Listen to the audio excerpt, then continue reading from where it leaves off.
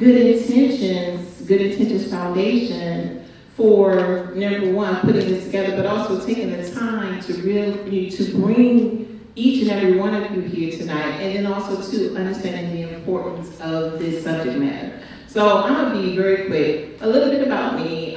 As it's been stated, I am the CEO and founder of a local nonprofit called Uncles When I'm Working, and we have been in existence in Prince George's County since May of 2016. We provide resources and services for victims and survivors of domestic violence, but we didn't stop there. We also, too, realized that there was a need to start talking about healthy relationships and start talking about them at a very important time, which is your teen years. So as has been shared, we partnered with Good Intentions Foundation last year, Cottage City, Colmar Manor, and we facilitated a great event. So it was awesome to just see that this now trailblazing organization decided to say, yep, we're going to keep this thing going. So, real quick, you guys are spread out.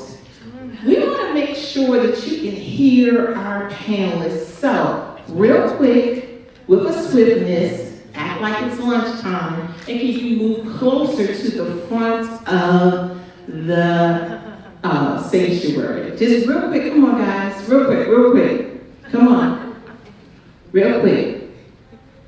And while you're moving real close, I want to point out that you're going to get a lot of great information this evening, but a lot of great giveaways. I'm excited. I went back and was looking at the tables and looking at the presenter stuff and grabbed my own little bag because I'm taking some stuff too. All right, real quick, I did have the pleasure of introducing our panelists, but real quick, I want to just ask a question. You guys are teenagers, you're in school 5 days a week, usually 6 hours a day for 9 months out of the year, and you're amongst your peers. In that capacity or in that environment, how many of you have experienced or overheard a situation between two individuals who may have been in a dating relationship, situationship, or whatever the case may be, and it didn't seem like it was a good experience, where there may have been foul language used, someone hit, slapped, pushed, choked, thrown to the ground, hair pulled, tugged, whatever the case may be. We got one hand raised, okay? Now, you guys are very familiar with technologies. Oh, we got 2 hand raised. What about online? Seeing your peers maybe do some cyberbullying or being abusive with how they interacting with their other peers who are on Snapchat or IG or TikTok. I don't know if TikTok has gotten that, have done that yet, but okay. So you guys know exactly what we're talking about and the importance of this event, right? All right, so let's get started. So I'm going to start with the panelist introductions, and starting in first chair, I have Dr. Reed Middleton, and raise your hand. Yes, we welcome her. And Dr. Reed Middleton is going to be talking about, or your specialty is mental health and relationship dynamics. You are an expert. All right, and next we have Deb Adler, who is with Navigator Health, and she's going to be focusing on managing coping mechanisms.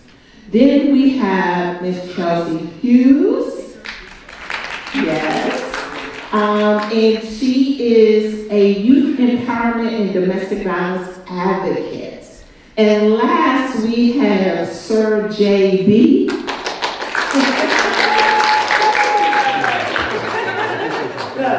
Jay looks like he's about ready to break out a rap or break dance.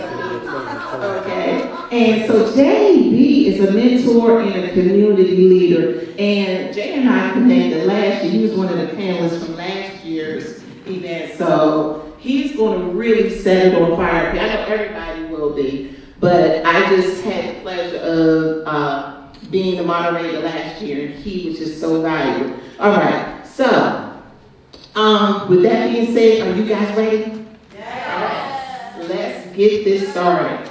Okay. I'm just going to sit on paper because it's... Okay. So we're going to start the panel discussion. Get back to page 1, forgive me. We're going to start the panel discussion with a question, or really a general question. It's open to all of the panelists, okay? So, because of the fact we've had some of the attendees already acknowledge that they have witnessed peers function either in what appear to be an unhealthy relationship or just have an encounter with one. So here's the question, and I'm going to actually pose it to Deb Adler first. So Deb, how can someone support a friend who may be in an unhealthy or abusive relationship? Well, my real expertise is on drug and alcohol use, but same thing, right? It's peer pressure, right? Someone is trying to get you to do something, and you're thinking about doing it because you want to be accepted, right? We all want to be accepted, and so if you have a friend that you think is in an unhealthy relationship, first you want to talk to them. Be a good listener. A good friend is a good listener. And I think the other is if your friend starts asking you to hold a secret, think about it twice. Because if it's a secret that's not harmful, you do keep secrets among friends. But if it's a secret that could hurt someone, right? They're getting abused, they're getting bullied. That's something that's a secret that shouldn't be a secret. So talk to an adult, talk to a relative, talk to a friend. Get someone involved, but tell your friend, it's important that I share this because I care about you and I don't want you in harm's way. Thank you. So let me now pass the mic figuratively to Chelsea, Ms. Hughes. Same question, how can someone support a friend who might be in an unhealthy or abusive relationship? I would suggest that you find a way to communicate effectively. I would suggest that you find a way to communicate effectively. There are signs and symbols you can use to communicate when your friend is in distress. There are places you can take them where you can tell someone and they will understand. So nonverbal communication is just as good as verbal communication. Providing resources, tangible resources you can use. That goes a long way in communicating with the need of your friend. But if you don't have the resources, there is an adult that will have it. Like me, I'll bring it. So. Okay, wonderful. Jay, you want to take it? Y'all can hear me? Okay. So what I would say is it's like a stoplight, a stoplight that you drive past in traffic. I think, you have your red light, which is like, no, this is not good for me at all, and I have to stop. And then, of course, you have the yellow light where you just proceed with caution. And I think it's hard for teens to navigate because they're trying to figure out which light to kind of operate their speed at. And, of course, the green light means, go. So, of course, you have red flags. They say red flags and green flags. So the red flags are the negative, and then, of course, the green flags are positive. So you want to basically hang around people that can see the best in you and pour into you, as opposed to just their body language, their demeanor. If they're always negative around you, you don't want that type of energy. So that's what I would say. Wonderful, thank you. All right, so we're going to segue to another question, and this one's going to go to Dr. Reed Middleton. What are some of the early warning signs that a relationship might be unhealthy or even dangerous? And I'm posing this to you because your area of specialty is mental health and relationship dynamics. That's a great question. Thank you for that question. I think it's important to recognize, specifically talking to the parents. So a lot of what I do is talking to the parents and helping them navigate teenage years, there's a lot. There's a lot there. Specifically when your child or whoever you're caring for starts to be interested in dating. And I think knowing your child and then knowing when they're not acting like your child anymore. That's something that I think can broadly categorize early warning signs. So if they lose interest in the things that they used to like to do, if they, are not hanging out with the same friend group anymore, and they just all of a sudden they're hanging out with a different group of people, if they are, locked in a room all the time. A lot of these warning signs kind of overlap with normal adolescence, so it is challenging. But when there are several of these signs that are coinciding with one another, those are the times that it gets concerning, especially if there's a new interest, romantic interest in your child's life. When it comes to your friends, if you're a teenager, then, again, same thing. If your friend no longer wants to hang out with you anymore, if, you guys used to, do certain things together, and they no longer want to do that anymore, I think that's a big red flag and one of the big warning signs that you could look for. Thank you. So Jenny, I'm gonna pass the mic to you because I know you work with the youth a lot. And with that being said, same question, what are some of the early warning signs that a relationship may be unhealthy or even dangerous? I would say the lack of communication, because like when it comes down to it, how something is said, what I see a lot with teenagers or just young people in general, like how to talk to somebody, the tone of the voice, listening to understand as opposed to reply, just taking your time and things like that. So I think it's just effective communication, and then of course like things that escalate and then not understanding like their limits or like what to say yes to and what to say no to, because sometimes they just feel like, okay, this person did it one time, I forgive them, and then after that they do it again, and then it's like the patterns that they may not see. So just being mindful of the patterns and being mindful of the energy in your circle and making sure that it's all on one accord and everybody holding each other accountable. So it's about the love and the need, not the likes and the wants. That's what I was saying. Okay, thank you. You can also add something. You said patterns that may be kind of bad. I like that word, and I agree. Patterns are specific to pay attention, are important to pay attention to, and if the pattern is, they don't want me, like if a number comes through on my phone and it's an unknown number and they always want to like look at my phone after that, or if they like want to go into my DMs and like see who I'm talking to on social media, that's not healthy. And so understanding that and knowing that that's not just love, that's not just, they care about me, it's also something that's an early warning sign, or can be an early warning sign, that things are going in a direction of control, not necessarily a healthy relationship. Yep, I love it.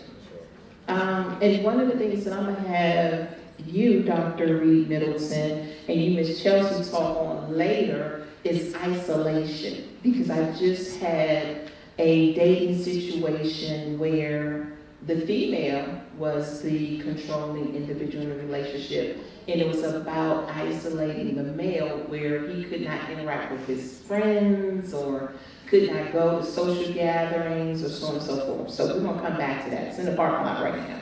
All right. Next question. And this is going to actually be for Deb. Why do you think some people stay in toxic relationships, and what are ways to break the cycle? Now, I understand your background is more so with managing coping mechanisms, and you're talking about other tendencies that contribute to that, like, drug use or alcoholism, so on and so forth. But honestly, in this posture, we're seeing teens that are introduced to drug use as early as 12, sometimes earlier. So can you speak to that? Yeah, I think people stay in a toxic relationship or, continue to, be involved in things that may not really match their character. And I think, you see that when someone, we were talking about the warning signs, when someone really has aspirations and goals, you want to be, the next American Idol, or you want to be And then suddenly, there's that lack of interest in doing, in your, what you typically valued in the character that you are. And so I think people stay in toxic relationships because they, again, the need for acceptance, but you know, being able to recognize that this doesn't match with who I am. So it's really important to help your child and even help yourself, you know, get to know yourself, right? What do I value? What do I want? I actually grew up in this area, went to Andrew Jackson Junior High, and the funny thing is, you know, I hung out with probably the wrong crowd, and I grew up in an area that, you know, whoops, I have a note in my pocket, I'll talk about that. I grew up in an area where, you know, I was exposed to a lot of drugs and alcohol, a lot of unhealthy relationships, and even at my lunch table in middle school, they thought I was a narc, because I was the only one at the table that wouldn't partake in drugs. And they're like, well, she must be a narc or something, that's why she is.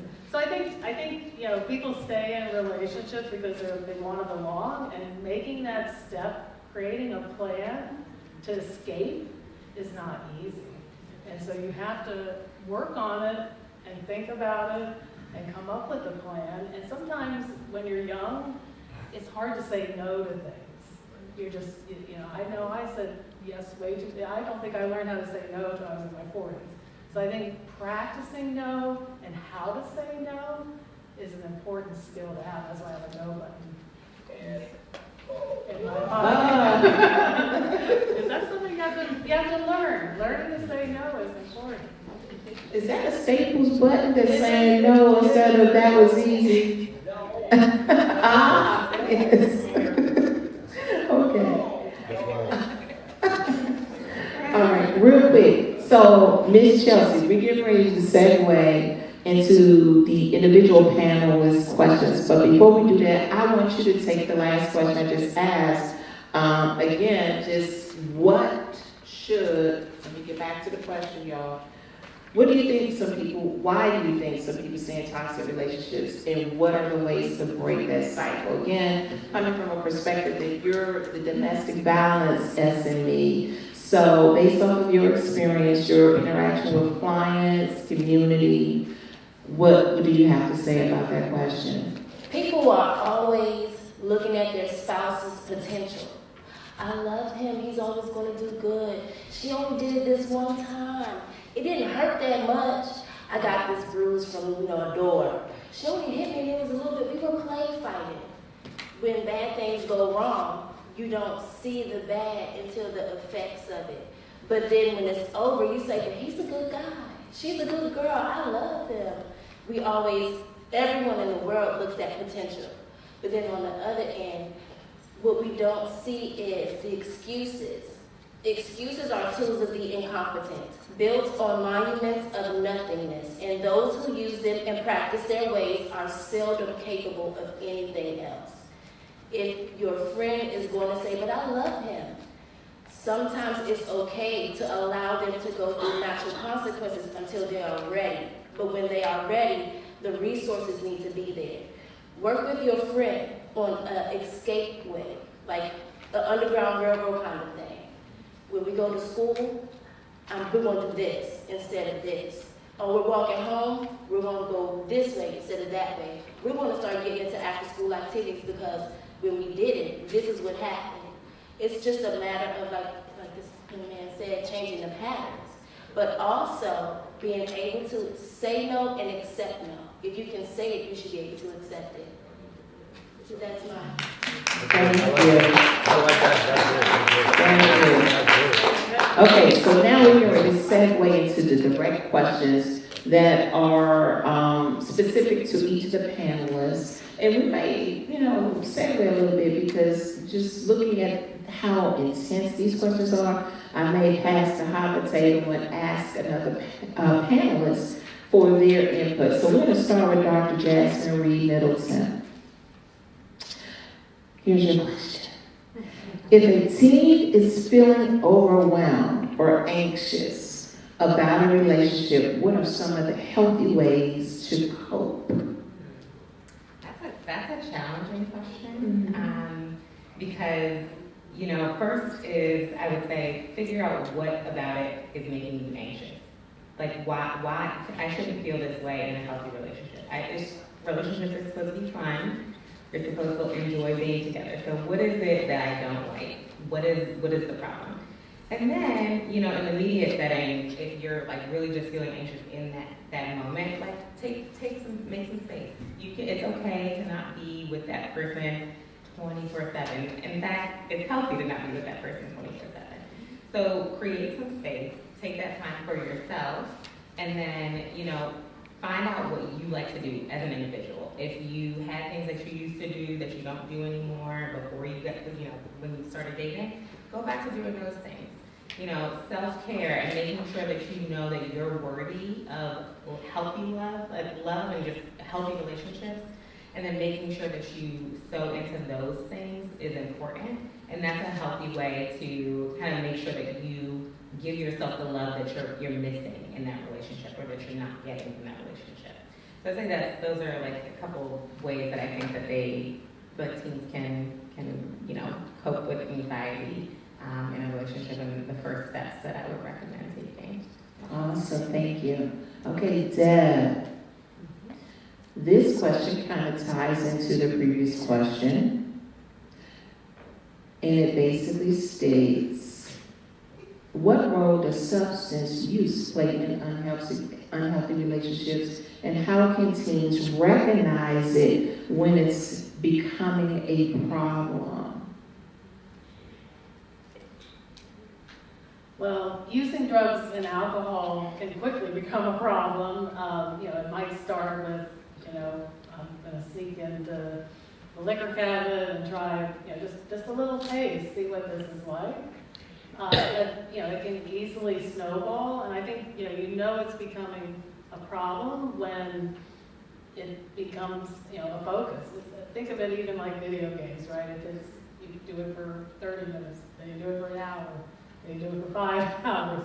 So when it starts to become, you know, something that you're using to kind of fill up another need, right? And starting to replace, you know, again, we talked a lot about, you know, you start doing things that you weren't, you know, you stop doing things that you really loved to do before, whether that's sports or dancing or singing, and then now you're spending more and more time doing things, you know, that might involve drugs and alcohol, or, you know, being convinced to do things that are outside of your values. Thank you. Okay, Ms. Chelsea. Here's a good one. What are some common myths about dating balance that need to be broken? I have 3 of them. 1, boys and men are punks when they speak up, straight snitches. It's not true. That's far from true. Men who speak up pave the way for other men to speak up. Young boys pave the way. So, no, you are not punks, you're not snitches, that's a lie. The second one is, people who are participating in the LGBTQ community don't have domestic violence. They consider it mutual combat. That's a lie. It's not mutual. No one wants to be hit. It's not a fight. They're not saying, oh, today we're going to fight. Let's do this and call it. They're not doing that. They're real relationships. And the last one is women lie all the time. You can't tell if they up or down, but if she's on her menstrual, she is lying. That's a lie. That's a lie. Oh, one more important one. Women who go through domestic violence, when they leave, turn to sex work. That's a bold-faced lie. It's situational, but not all women go through it. So that's a lie, huge lie. If someone says that to you, please tell them the devil is a lie, because that's not true, okay? Thank you. Jason. This one for you, this is for youth, and it's piggybacking off of Ms. Chelsea's response. What does healthy masculinity look like And why is it important in relationships? So I would say, like, for me, just a quick backstory, like, my father and my mother, they split when I was 6. So, like I said, my last name is Borsco. My father's side of the family, predominantly Haitian. So, like, when I was coming up, I didn't really see, like, healthy, per se. I saw, men, working, the woman was in the house, they was just cooking, cleaning, so it was like gender roles, if that was the thing. So, like, the social, emotional tapping into that, that's important, and I didn't see that as a kid. As an adult, I started seeing more of that and realizing, okay, I want to be able to make the difference, where it's like, okay, it's not, like I said, this whole notion of like a relationship has to be 50-50. I'm not with that, because certain days it's like, okay, you could be 80-20, whatever number you want to sit there and call it, and that's cool.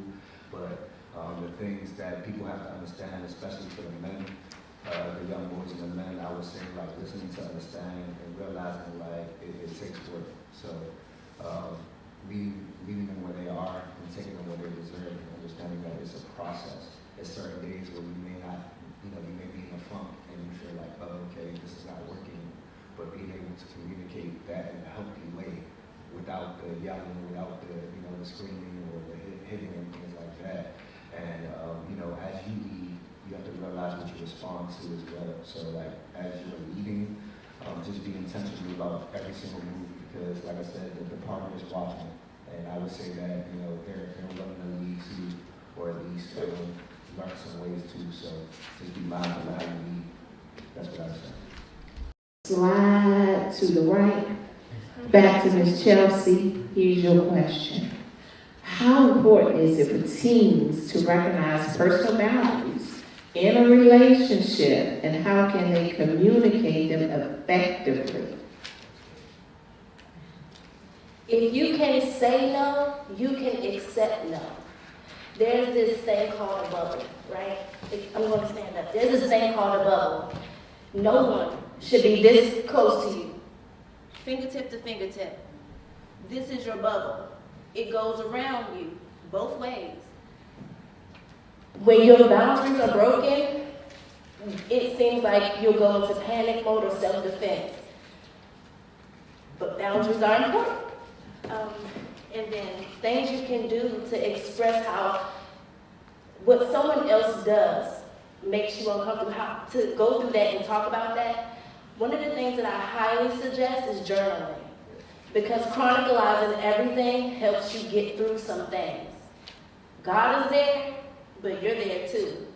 Praying without work, how far will you get? You have to do the work. And I want to suggest that you guys turn your pain into praise, because it's going to be difficult when you're going through it. So don't allow yourself to be the thing that you don't like the most. It's difficult, but be the change you want to see. And you will see something different within you, which would allow you to speak up and then see this is unhealthy. Thank you. So I'm going to do a shameless plug just to let you guys know that one of the giveaways you're going to have is an orange sling backpack. And inside is a journal. Use it. All right. So next question. Dr. Jasmine, you're up. Ready? Still talking about boundaries. We're going to stay here for just a little bit, for a minute. What are some practical ways teens can set boundaries to protect their emotional and mental well-being in relationships? So I think a practical way of setting boundaries before you even get in a relationship, figure out what your boundaries are. Like, don't get into a relationship and say, okay, now let me figure out what things I want to allow this person to do or say to me and what I don't want. Know that for yourself, and you know yourself best.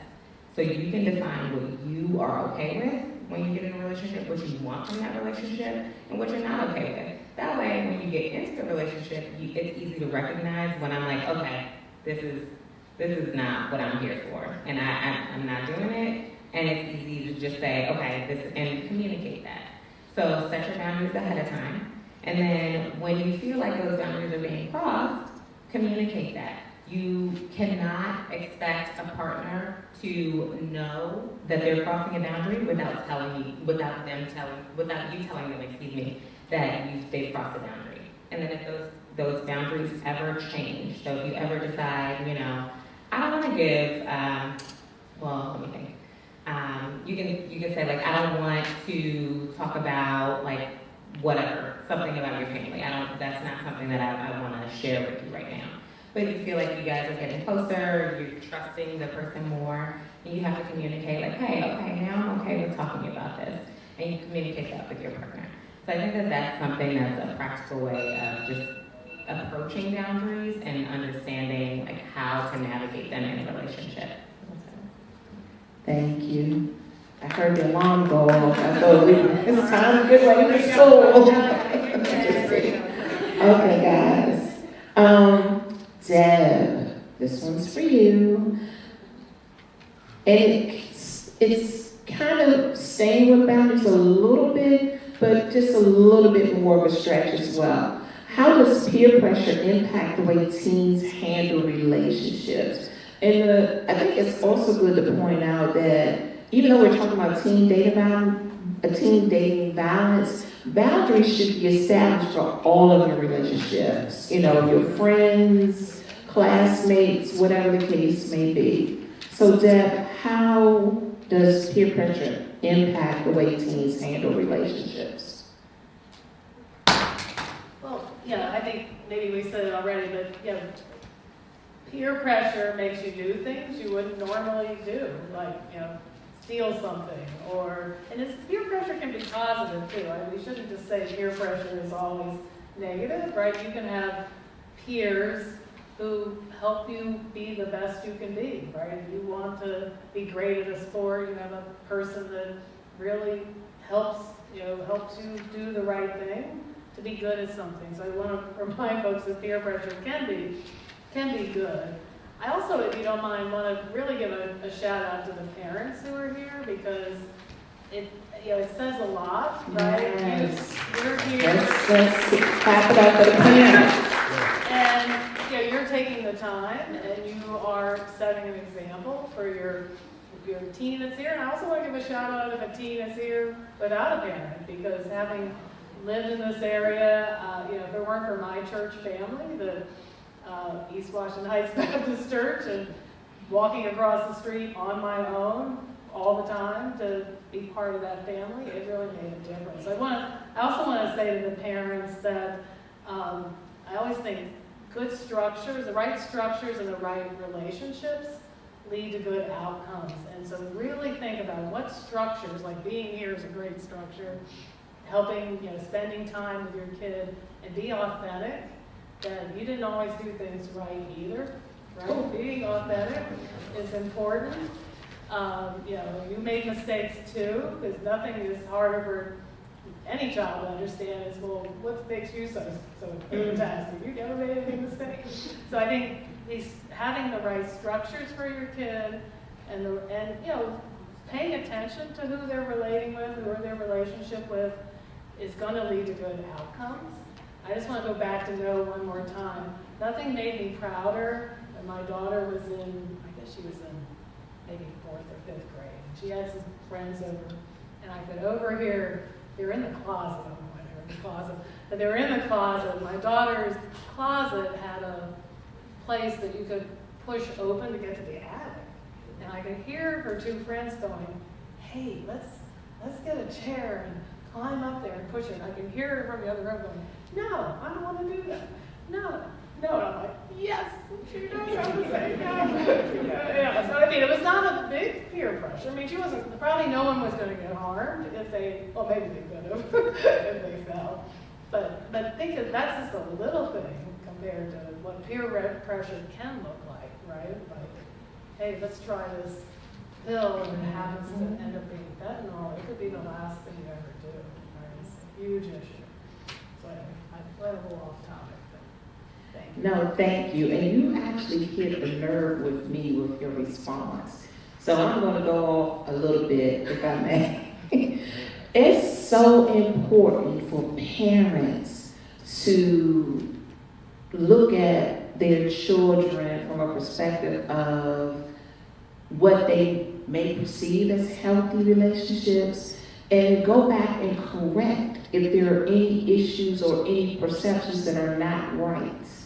And so I'm saying that from a personal experience because I have 3 adult children and 2 grown men, 1 daughter who is also an adult. And one of the things that I realized as a result of what I poured into them and perceived to be a healthy dating or healthy relationships, some of those items were not actually good foundational nuggets. So I had to go back as a mom and correct that and have honest conversations with them from a realistic standpoint to say, hey guys, you know what? I didn't get that right. What I showed you, what I told you came from what my mom showed me, and she didn't get it right. And so I basically shared it with you. So it's very important, parents, because we're not perfect, none of us are, to take the time, and if you see something that you may have put out there to your children as a good thing or healthy when it comes to relationships, and you realize you had that aha moment to say, yeah, you know what, that wasn't right, let me go back, fix it, because it's never too late to do that.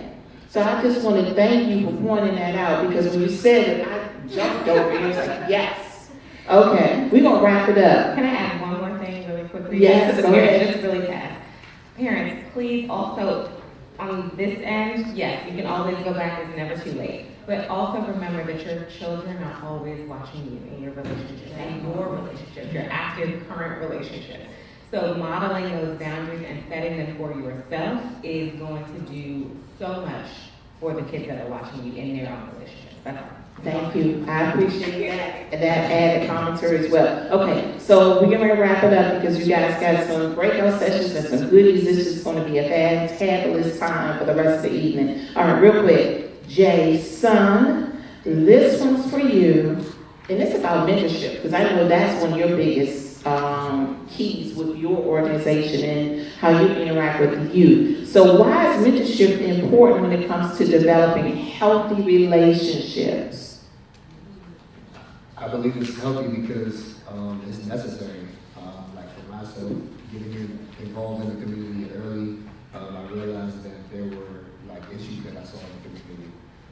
So like I said, July 5th, 2020, when I started doing motivational videos and positive content, and then November 6th, 2020, I started my podcast, I realized like, okay, this is a need. We're not having community conversations about our mental health or like local businesses, or when we see that may affect us in like policy and things like that. And then becoming that and embracing that, the kids, they look up to me, and I realized like, okay, as I keep going, like they're my why. Like they're my why because, like I said, they trust me. I teach them more than just subjects. I teach them life. I want them to be exposed, regardless of what neighborhood you came from, what your circumstances. I want you to know that there's more to the other side of things. Like you don't have to order eggs to see the sunny side. Like there's way more to life, to opportunities. You know, the kids always talk about like ops and things like that. The only ops they have are opportunities, and it's sad sometimes because they'll think that they're just in their neighborhood or their block or their corner. And I just want to take them out of that. And I realized like as I continue to do that, the light continues to shine regardless how dark it gets. Because like I said, at the end of the day, if God can use me, God can use you too. So that's how I look at it. Thank you. All right, Ms. Chelsea. Ms. Chelsea, how can teens build their self-worth and confidence so they don't settle for unhealthy relationships? So this has a little story to it.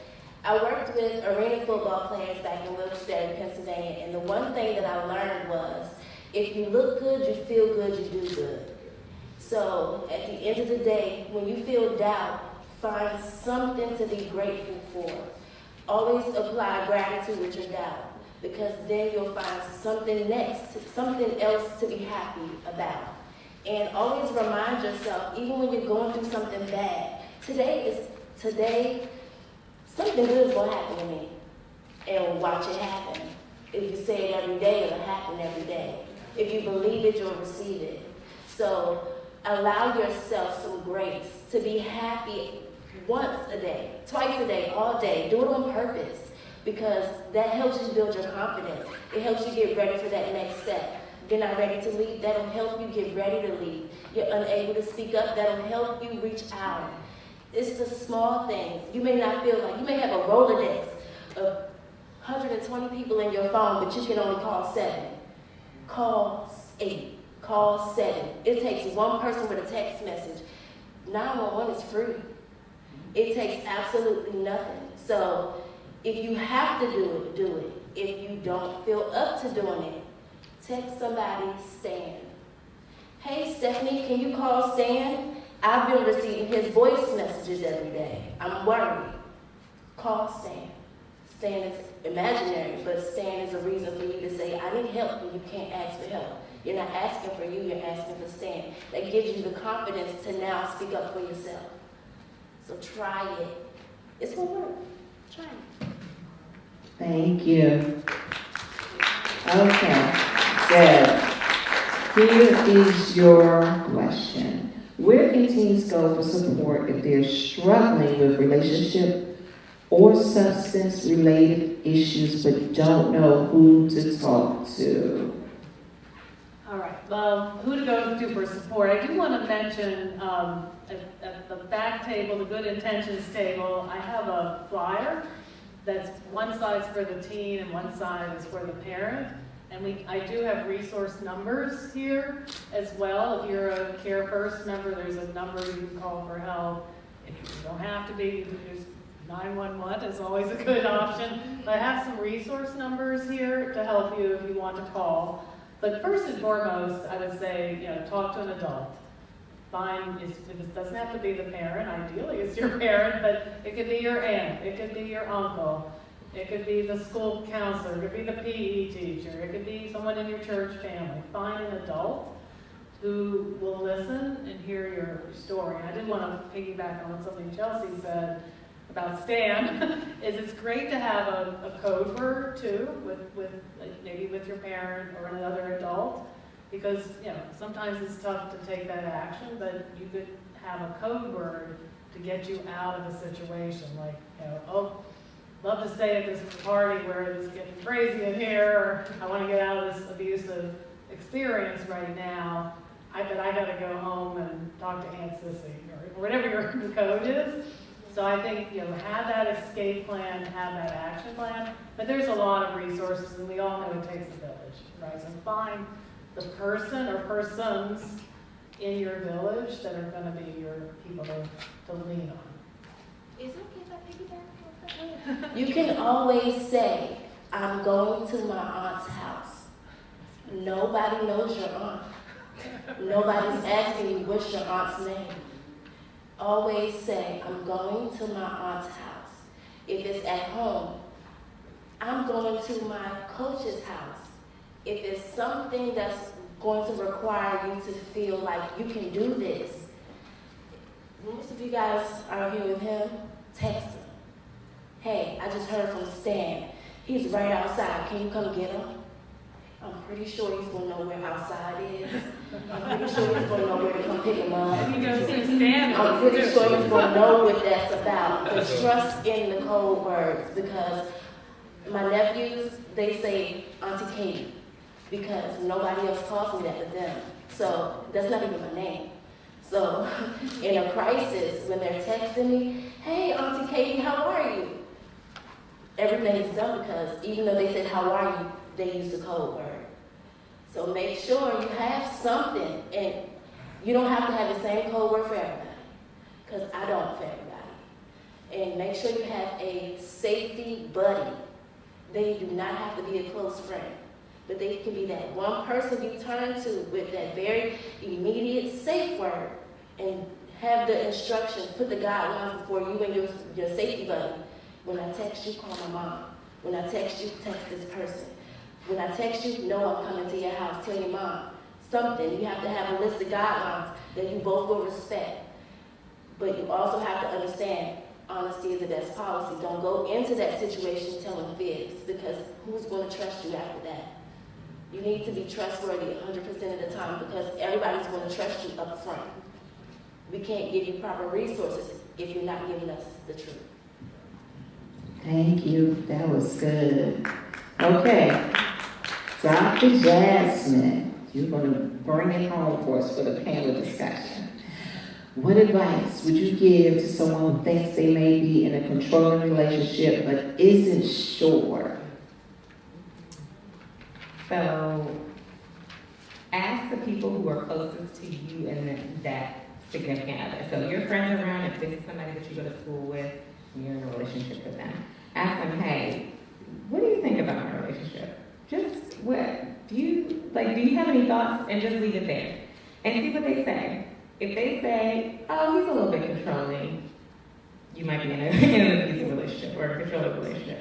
Oh, he's cool, but I don't like that he always takes your phone and forces you to give him your password. That's also control. So listen to what they say about your relationship, because they're seeing it from the outside. You're looking at that person like one of the other panelists said, basically through rose-colored glasses. So you're trying to see the best in them. You're trying to see their potential. You might not see the controlling aspect. So I think that's one good way of doing it. And then there's another one. It's actually a website, one of the resources called loveisrespect.org. They have a quiz, and it's literally called, Is My Relationship Unhealthy? So if you're not sure, you can go on that website, and you can answer the question and figure out if you might be in an unhealthy or an abusive relationship. And I think those are two great ways of trying to figure it out where you're not doing it on your own, because it is hard. It can be very challenging. Say, is it me? Am I making things up? Am I reading into things? It's hard sometimes. Even as you get older, it's difficult. So I think those are two good ways of maybe trying to figure it out and moving on from there. Wonderful. Thank you, all four of the panelists today. So real quick, young folks, did y'all get all that? Okay, it's time for a pop quiz. You ready? Okay, who's ready for the pop quiz? I'm just kidding. But thank you for raising your hand. So I want to just definitely, thank Good Intentions Foundation for creating this space for you guys tonight. It is so important. Also, too, thanking the panelists for being contributors to this space tonight.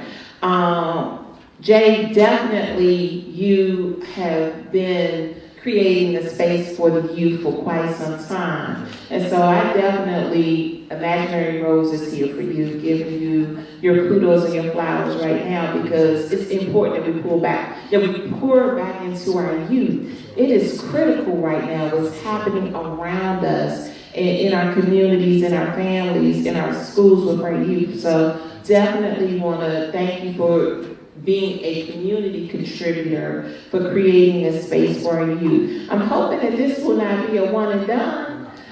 The panelists definitely tell everyone about your experience in the partnership with Good Intentions Foundation, because we have got to keep the momentum going. And young folks, you go and tell your circle, your peers in your circle, about your experience here tonight, because that's how the information gets out. You guys will share it either in conversation on your social media platforms, your groups, your athletic teams, or whatever you do of interest. But keep this momentum going. We do not want this to be a one and done. So this is going to be an annual event. I'm claiming it right now that Good Intentions Foundation will make this an annual event. We're going to have some community partners that's going to partner and be in alignment with Good Intentions. Y'all know it takes money, so make sure you get the word out, but bring someone next time. That's the challenge.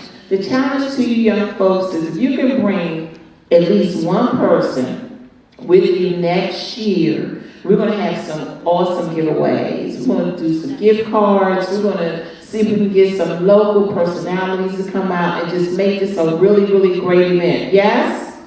Yes? Okay.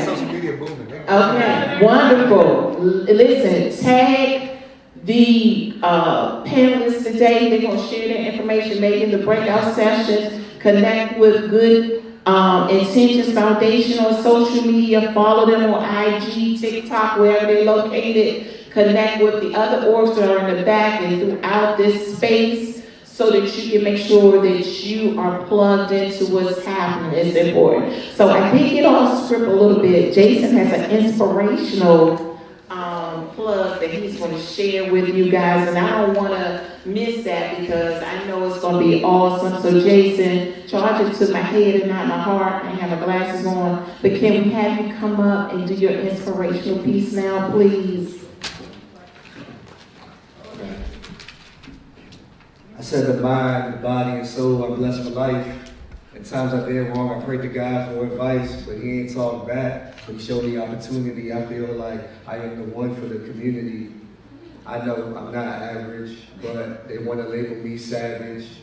Matter of fact, they're not inferior, because I'm just trying to remain superior. See, ignorance is platinum, silence is golden. If life is a remote control, then who controlling? Something to think about, a tweet or a post. See, self-hate comes when you don't brag the most.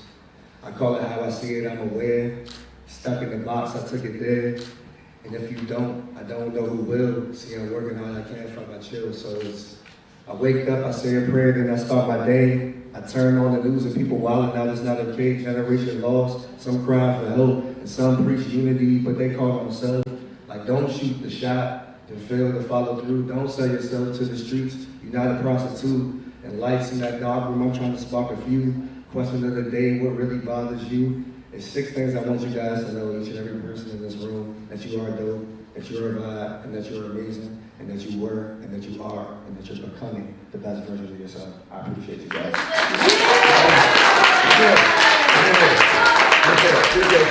You are dope, you are a vibe, you are the reason. All right now, okay, so let's give it up again for our panelists. We're going to have Good Intentions Foundation come back up to not dismiss, you're not going home just yet, but to tell you exactly where you go from here to the breakout sessions.